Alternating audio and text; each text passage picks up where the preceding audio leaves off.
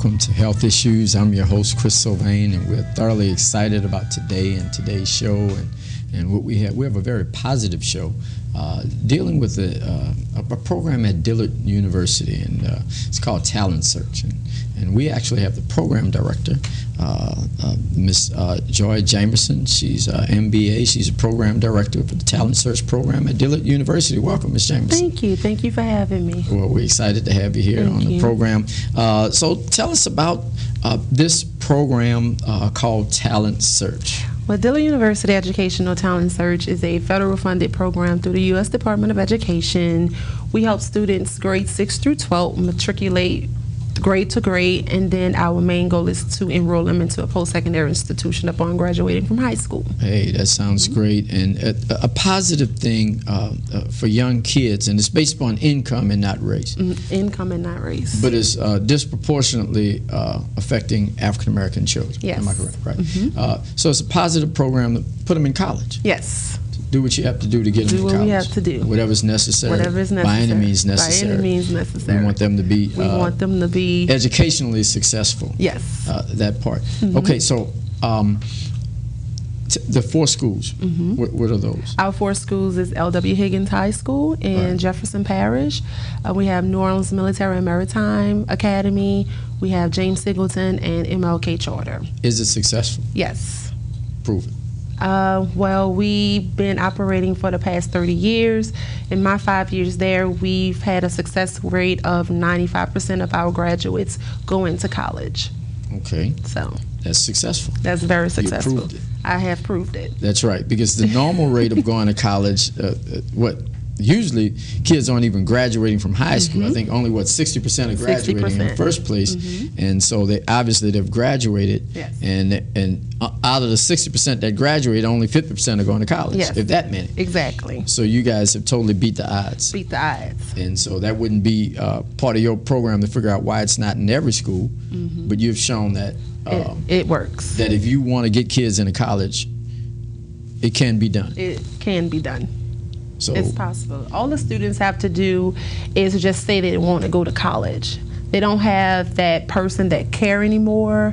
And when they find out about the program and how we care and what we do to get them to their next step, then they have that sense of, I can do this. And they go to college and graduate. So what grade do you start them at? 6th grade. So that's before that before anything can really go wrong. Yes. In their lives. So this pretty much the same kids that we read about in the news. Yes. Okay. That if they would have gotten into your program, you have a 95% success rate. Yes. So it's not that deep. It's not. You just have to care about it. You just have to care. If it didn't come from home, somebody else has to do it, right? Yes. And the teachers don't have time. I mean, they're trying to educate the kids. They're trying to educate the kids, and then they're putting more testing, so it's more, we need to test this, we need to do this test, we need to do this test, and no one is actually catching that kid and asking this kid, where do you want to go after high school? Right. So we have some counselors that work hand in hand with us, putting people in the program and helping recruit students to the program to help them get to that next level. Well, I guess when we look at the testing, it's interesting. The testing issue, which there have been so many challenges about that, for those at-risk kids, the school it does better by kicking them out, and the kids do better by leaving. All right, and that way the school looks good, and everybody can say hoorah and we've done a great job. Yes. But it leaves a whole lot of garbage. Yes. Trash. Yes. So they just incorporated a new test called PARC. And they started taking that test this year. So that test is going to be taking over LEAP. And then, so now every grade is testing. So you have 6, 7, 8, 9, 10, 11, and 12th grade testing. Okay. So 11th and 12th graders are taking the national ACT to help with schools' SPS scores, and that's their school performance score. Okay. So if they make an 18 or above, the school looks good. If they make lower than the 18, then that can bring the school SPS score down. So when the state put out every grade school for the school in the beginning of the year, testing plays a major role in that. Right, and so it's just common sense. If you reward people for great students, that means you're rewarding them to get rid of the at-risk kids, and you throw them in. None of your schools are alternative schools, am I right? None. Are you familiar with these alternative schools? I heard they're Yes. like prisons. I've heard of them. I actually, before I started working at Dillard, tutored at one. And yes, it wasn't nice. Parish prison light. Parish prison. It's like, okay, you had 3 fights at my school, I'm gonna kick you out. No one wants that troubled kid. And the kid isn't troubled. It's just they need to understand the kid. And that's when the social workers need to come in and figure out what's wrong with the kid. Let's go out to the homes and figure out what's home life like. We join partners with a social work service to help us identify those students. To, if we go into the home and see what's going on with the home, we can help the teacher and let the school know this student just need love and attention. And it works. Well, in these alternative schools, nobody graduates. If they graduate, nobody goes to college out of these. None. Nobody passes any tests. I mean, like 1% or something like that. I mean, it was just in the newspaper. So they become the catch-all for all the disciplinary problems and everything like that. So let's deal with. So once you guys grab them, okay, let's talk about what do you do. So obviously you sprinkle magic and twinkle dust because nobody else is able to do it. They just look at my pretty face. I'm just playing. No, I have 4 academic counselors on my staff, and those 4 academic counselors are actually housed at each one of the schools. So they're touching those students throughout the whole school year. Monday through Thursday, they're there giving workshops, being a mentor, being that big brother or big sister that that student need. So they're there giving out these workshops, giving out information on college, military, wherever the route the student want to go, we help that student find the right way to go.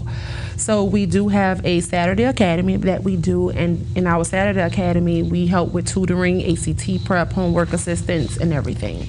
And we also offer a 4-week summer component for Rising 6th through Rising 12th grade students.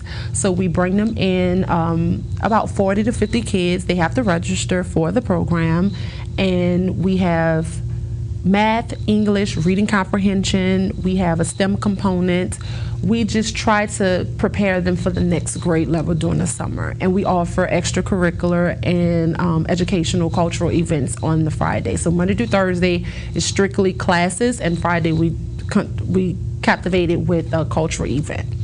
So they have fun, they work hard. Have fun, work hard. And so you take the poor kids and you give them the things that rich kids have. Yes, and I take rich kids and give them what the poor kids have. Oh. An opportunity, because everybody wants an opportunity.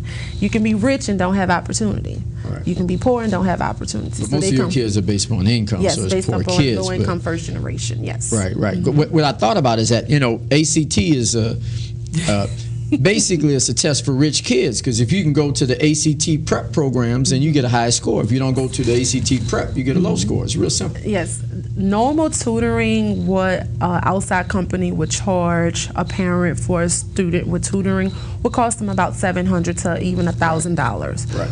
We have a system we call Plato that we pay for and help the students, and with our teachers that we bring in, we help them break down the ACT test. So we not only focus on the curriculum of the test, we also teach them testing strategies, because it's all about rich kids get. Yes.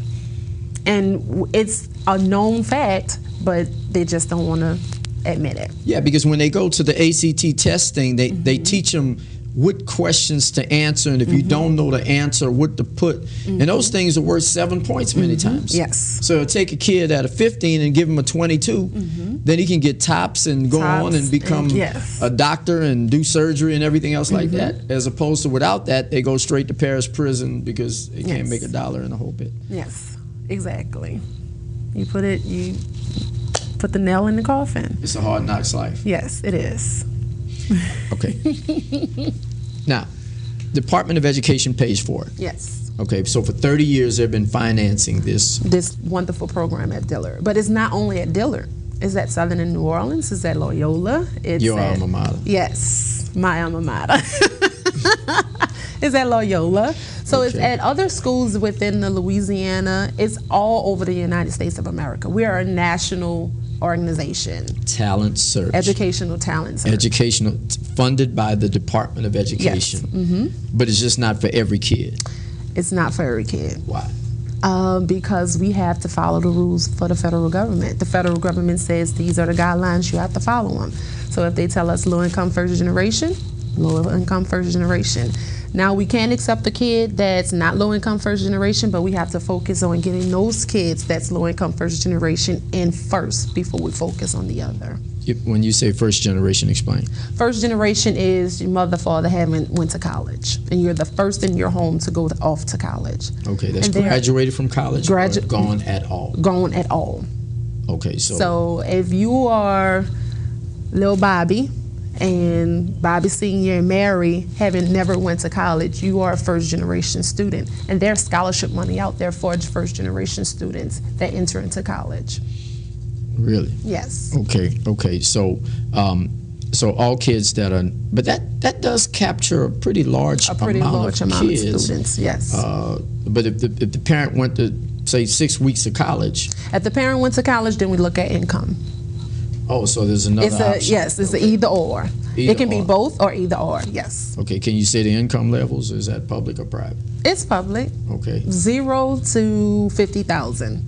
That's our cap off. Okay, so. And then it goes by the number of households. So we follow the federal government guidelines for the breakdown of how many people in the household, how much the household can make. So pretty much that's at poverty level. Yes. So anybody who's at the stated poverty level. Yes. That takes care of about 80% of the. But it's just like you said, it's at 4 schools. Yes, it's at 4 schools.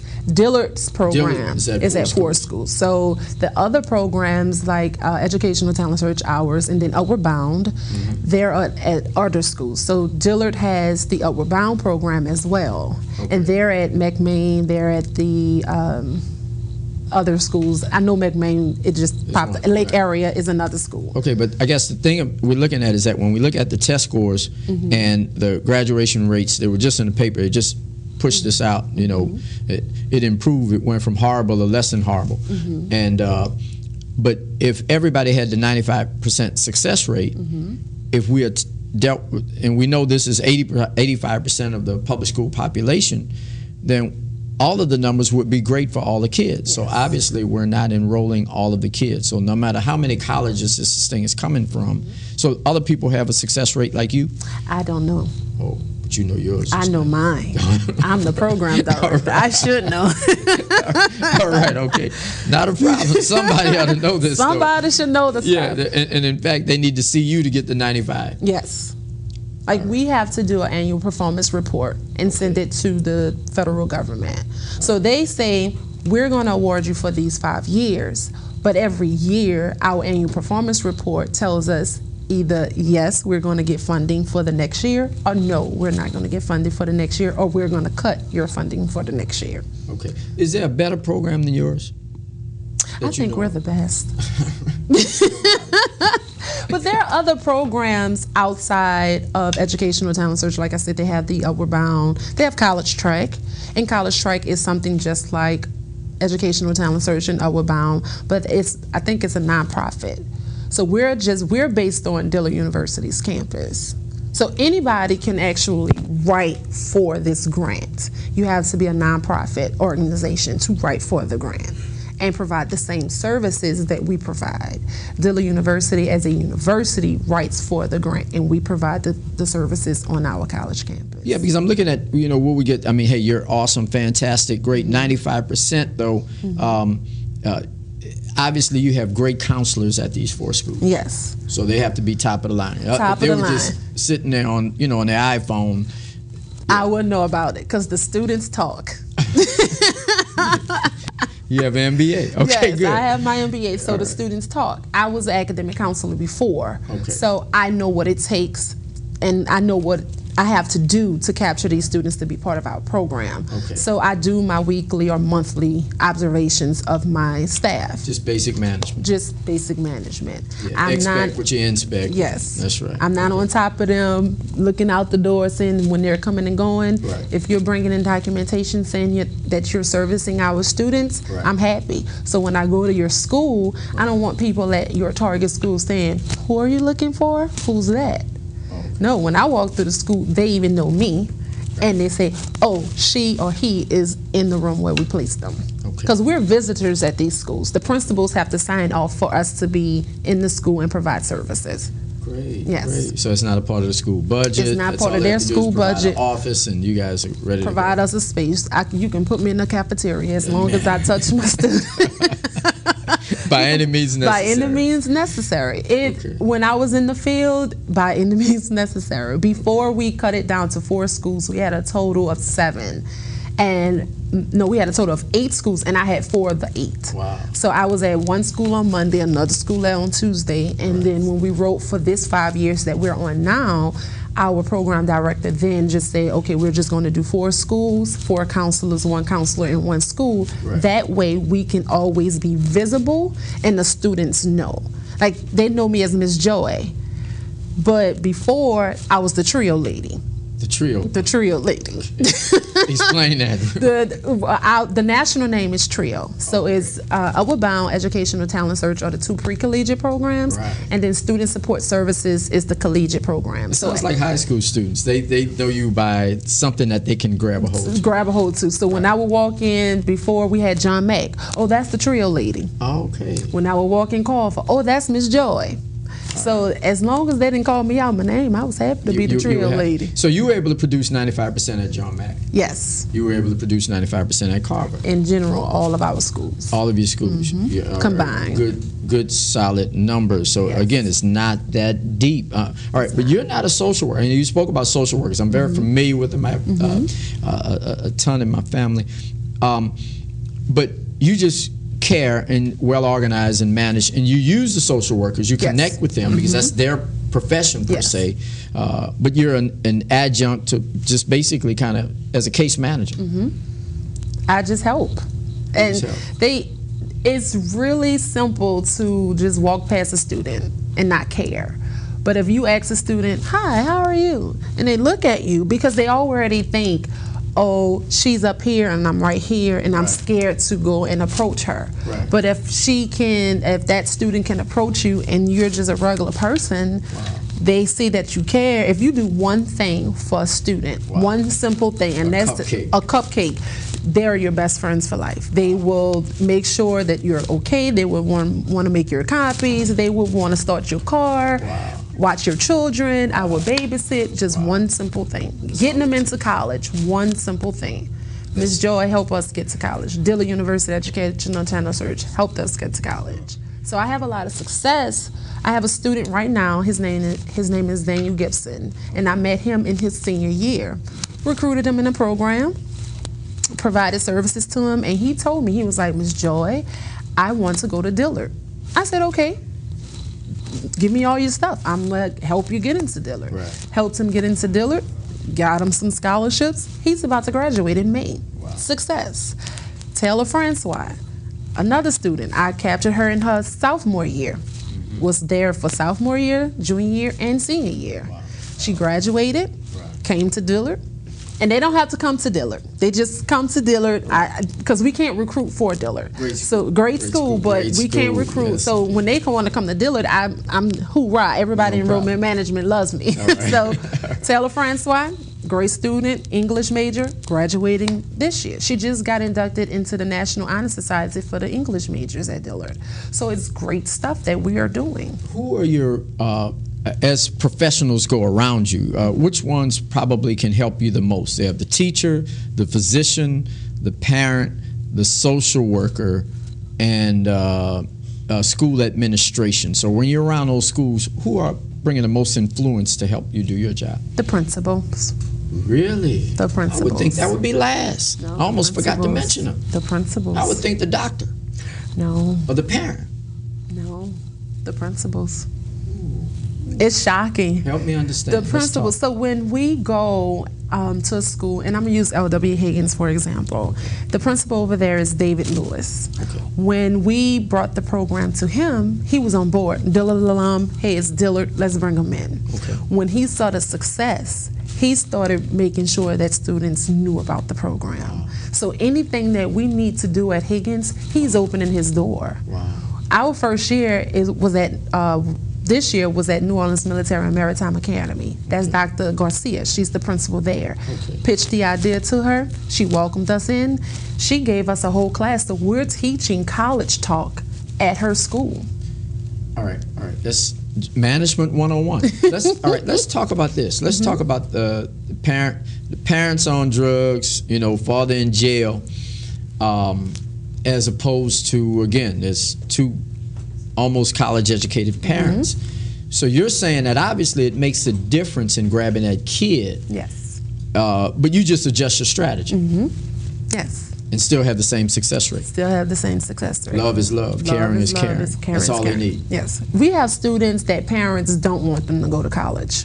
That they want them to stay home and pay these bills. Like, I got them through high school. I've actually had parents tell me, I got them through high school, they're not going to college.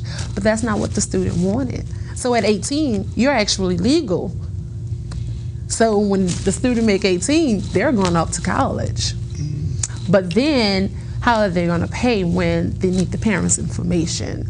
So it gets, well, we need to talk to the parent again. If this student go to college, he or she can make more money to help you pay the bills. So it's about capturing and saying the right things to the parents that they want to hear. It's going to cost too much money. Oh, I don't want to give you my tax information because it's going to hurt my benefits. But if I tell them, we don't care. If you have these benefits, it's going to help your student get more money. More benefits. So let me help your student. And once they see that I care, then they trust me. Because parents, they don't want to give you nothing until they can trust you. Because when we're doing the FAFSA for the college, for them to pay for college, we need the parents' 1040s and socials. And the parents don't trust. I'm not just going to give a random stranger my social security number. Identity theft is going around. Right. So when that parent see that you've been in that student's life the entire school year, all they can say is Miss Joy, Miss Jasmine, Mr. Love, Miss Cook, Miss Hartford, and that's all my staff. That's all. That's a household name. They know if Miss Joy called, Miss Joy can get. Okay. Part two. If we wanted to produce more Joy Jamersons, what part of your training best helped you to produce the 95%? Well, I look at it as my background. Both my parents were middle income.